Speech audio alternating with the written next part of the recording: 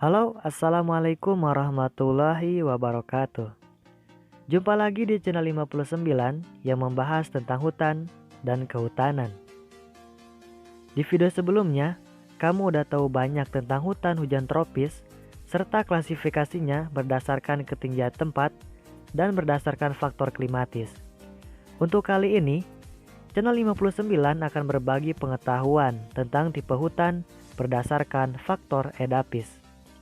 Langsung aja kita simak penjelasan berikut ini khusus buat kamu.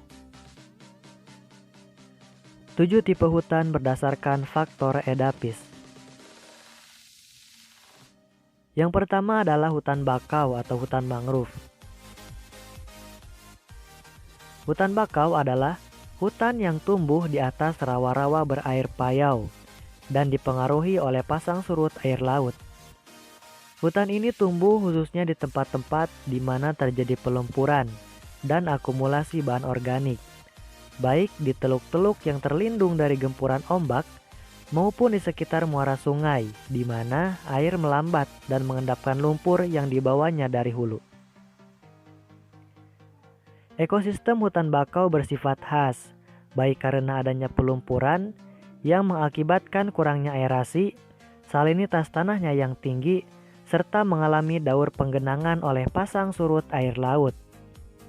Hanya sedikit jenis tumbuhan yang bertahan hidup di tempat semacam ini, dan jenis-jenis ini kebanyakan bersifat khas hutan bakau, karena telah melewati proses adaptasi dan evolusi tanah. Warna tanahnya abu-abu dan mengandung aluminium sulfat serta garam.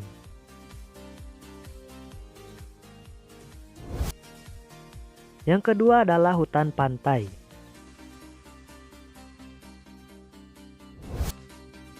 Hutan pantai terdapat di daerah-daerah kering tepi pantai dengan kondisi tanah berpasir atau berbatu dan terletak di atas garis pasang tertinggi.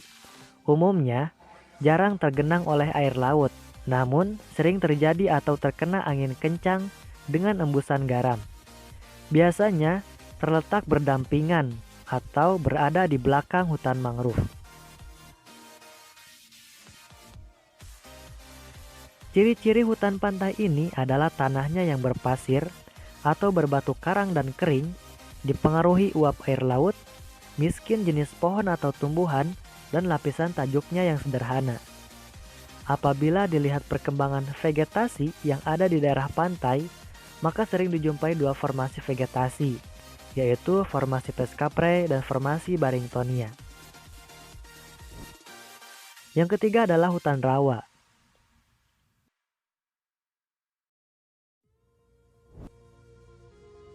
Hutan rawa adalah hutan yang tumbuh pada daerah-daerah yang selalu tergenang air tawar, tidak dipengaruhi iklim, dan pada umumnya terletak di belakang hutan payau dengan jenis tanah aluvial dan aerasinya yang buruk. Tegakan hutan selalu hijau dengan pohon-pohon yang tinggi bisa mencapai 40 meter dan terdiri atas banyak lapisan tajuk. Hutan ini terdapat di belakang hutan mangrove ataupun pada lembah-lembah pinggir sungai. Tanah hutan rawa tergenang lama setiap tahun. Sistem perakaran pohonnya yaitu akar lutut, akar jangkar, dan akar nafas.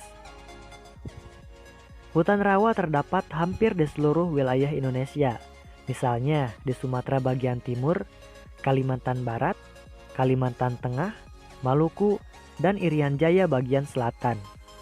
Hutan rawa ini mempunyai beberapa lapisan tajuk atau stratum, maka bentuknya hampir menyerupai ekosistem hutan hujan tropis. Yang keempat adalah hutan gambut.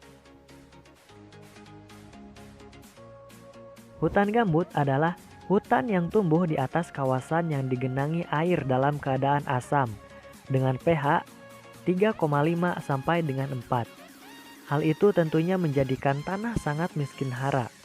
Ekosistem hutan gambut merupakan suatu tipe ekosistem hutan yang cukup unik karena tumbuh di atas tumpukan bahan organik yang melimpah.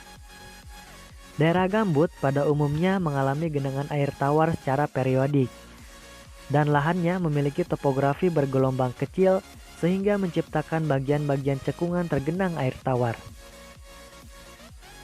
Pembentukan kawasan hutan gambut itu pada hutan-hutan yang pohonnya tumbang dan tenggelam dalam lumpur yang hanya mengandung sedikit oksigen, sehingga jasa drainik tanah sebagai pelaku pembusukan tidak mampu melakukan tugasnya secara baik. Akhirnya, bahan-bahan organik dari pepohonan yang telah mati dan tumbang tertumpuk dan lambat laun berubah menjadi gambut yang tebalnya bisa mencapai 20 meter.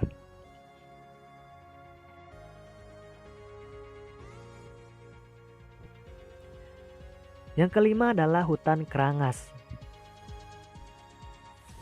Nama kerangas berasal dari daerah bahasa Iban, yang artinya tanah yang tidak dapat ditumbuhi padi.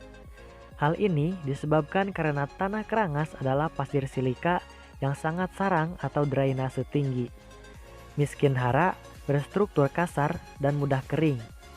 Hanya ada lapisan gambut yang tipis, pencucian bahan organik sangat cepat meresap ke dalam tanah, tidak dipengaruhi oleh iklim, pH tanah asam hingga netral.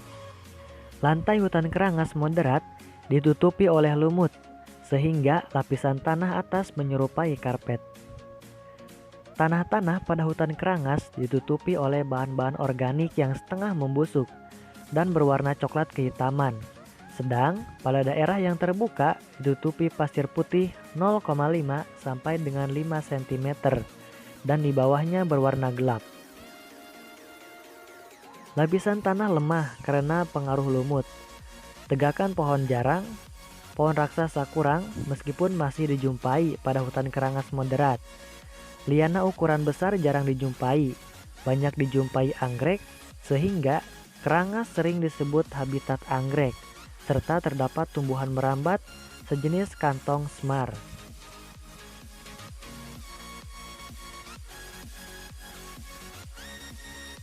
Hutan kerangas ini umumnya terdapat di Sumatera, Pulau Bangka dan Belitung, Kalimantan, Sulawesi Tengah, dan Papua.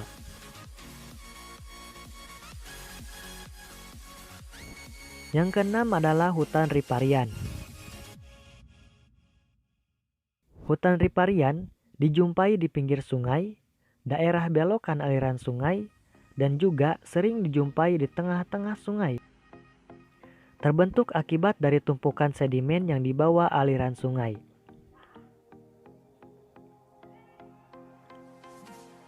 Adapun jenis yang terdapat pada hutan riparian ini seperti Mimosa spesies, rumput-rumputan, gelagah, lalu disusul semak-semak, dan belukar.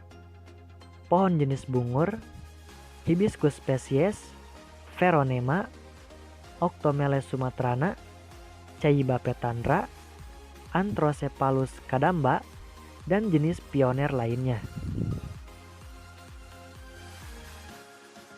Yang ketujuh adalah hutan gunung kapur atau kars. Hutan gunung kapur terdapat di daerah tinggi atau gunung yang berkapur. Bahan induk batu kapur itu sendiri adalah karbonat, kalsium atau kalsit yang memiliki sifat tidak mudah larut dalam air murni, tapi mudah larut dalam air yang bersifat asam lemah. Bentangan kars umumnya terdiri dari dua bentuk, yaitu yang pertama adalah kars kokpit atau kars labirin. Terdiri dari bukit kerucut atau bulat dan berlubang dengan lereng cukup curam dengan kemiringan 30-40 derajat. Yang kedua adalah kars menara. Merupakan bukit-bukit curam hingga dengan kemiringan 60-90 derajat dengan ketinggian 50-100 meter dan berlubang dalam atau gua serta terpisahkan oleh depresi datar. Nah, itu dia 7 tipe hutan berdasarkan faktor edapis. Semoga bisa menambah wawasan kita semua. Jangan lupa buat ingatkan saya kalau ada kekeliruan, baik itu dari segi konten ataupun isi dari video ini. Tulis aja di komen. Sampai jumpa di video selanjutnya. Salam lestari.